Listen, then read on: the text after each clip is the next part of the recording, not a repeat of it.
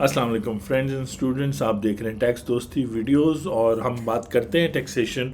Of immovable property पे। आजकल tax year 2024 में काफ़ी सारे इश्यूज भी आए हुए हैं। तो इलेक्ट्रिसिटी की टैक्सेशन के साथ साथ आज हम बात करेंगे इसमें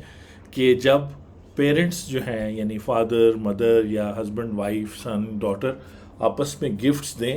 एज प्रॉपर्टी को, इमूवेबल प्रॉपर्टी घर हो गया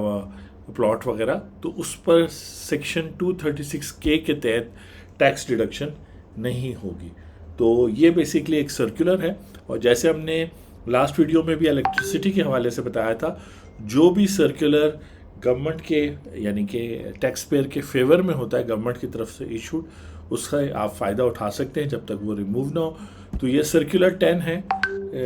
टैक्स ईयर 2015 का, और ये बता रहा है बेसिकली कि सेक्शन 236 में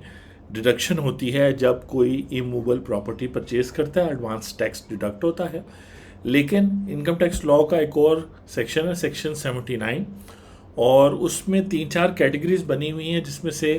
क्लॉज सी में जिक्र है गिफ्ट बिटवीन रिलेटिव्स, और रिलेटिव्स को भी डिफाइन किया गया है कि ग्रैंड पेरेंट्स हो गए, आपके पेरेंट्स हो गए और आपके चिल्ड्रन और ग्रैंड चिल्ड्रन हो गए। तो इस रेंज में अगर कोई भी इमूवेबल प्रॉपर्टी आप गिफ्ट करते हैं तो उस गिफ्ट पर गिफ्ट होने के तहत जो है, चूंकि कोई कैपिटल गेन टैक्स नहीं बनेगा, यानी section 79 sub section 1 clause C ये कह रहा है कि बेसिकली जब पेरेंट्स या फैमिली के दरमियान इमूवेबल प्रॉपर्टी एक शख्स से दूसरे शख्स को, एक फैमिली मेम्बर से दूसरे फैमिली मेम्बर को जाती है, तो कोई कैपिटल गेन नहीं होता, क्योंकि आप जो है उसकी जो कॉस्ट और सेलिंग प्राइस है वो सेम लेते हैं। तो सेक्शन 236 भी डिडक्ट नहीं होना चाहिए। तो अगर आप पाकिस्तान में ये ट्रांजैक्शन कर रहे हैं, प्रीवियसली भी ये बेनिफिट अवेलेबल था क्योंकि ये सर्कुलर 21 अक्टूबर 2015 से इशूड है, सर्कुलर नंबर 10 है, और इसमें जो मेन पॉइंट था वो मैंने आपको बता दिया। और आप जो है सर्कुलर के रेफरेंस से अब आप प्रॉपर्टी परचेज कर सकते हैं अपने फैमिली मेम्बर से, और आपसे सेक्शन 236 की जब डिडक्शन होने लगेगी तो ये सर्कुलर और टैक्स दोस्ती की वीडियो आप दिखा सकते हैं, ताकि जो है चूँकि आप जब सेल करेंगे तो कैपिटल यानी आपको जो फैमिली मेम्बर सेल करेगा और आप बाय करेंगे तो उस टाइम पे कोई कैपिटल गेन टैक्स नहीं अराइज हो रहा। इस वजह से 236 की डिडक्शन भी ज़रूरत नहीं है, जो in anticipation of capital gain tax होता है। यानी ये जो 236 सेक्शन के तहत परचेज ऑफ इमूवेबल प्रॉपर्टी पे एडवांस टैक्स आपसे कलेक्ट होता है, वो एडवांस टैक्स होता है, और इन एंटिसिपेशन होता है कि प्रॉपर्टी जो है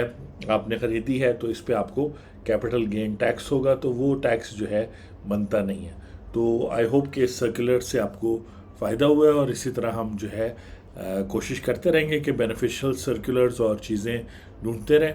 और मुख्तलिफ ट्रांजैक्शंस पर जितनी कम टैक्सेशन होगी, ख़ास तौर पे एडवांस टैक्स और ऐसा टैक्स जो बाद में एडजस्ट हो सकता है, तो उतनी आपकी कैश फ्लो सेव होगी। जितनी ज़्यादा आपकी कैश फ्लो सेव होगी, चाहे आप सैलरीड पर्सन है, बिजनेस इनकम है, या आप डिपेंड करते हैं फैमिली पे,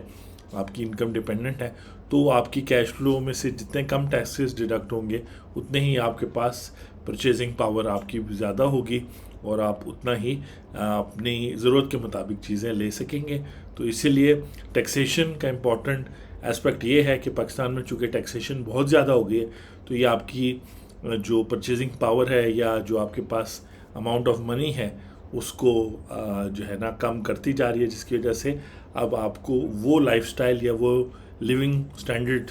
जिस पे आप थे उससे आप नीचे आते जा रहे हैं। और इस तरह के सर्कुलर्स और इस तरह की वीडियोस का मकसद है कि आपको पता हो आपके टैक्स राइट्स क्या हैं। मैं हूं आपका टैक्स दोस्त और टैक्स होस्ट एंथनी विलियम्स। अगली वीडियो में आपसे मुलाकात होती है। Thank you very much.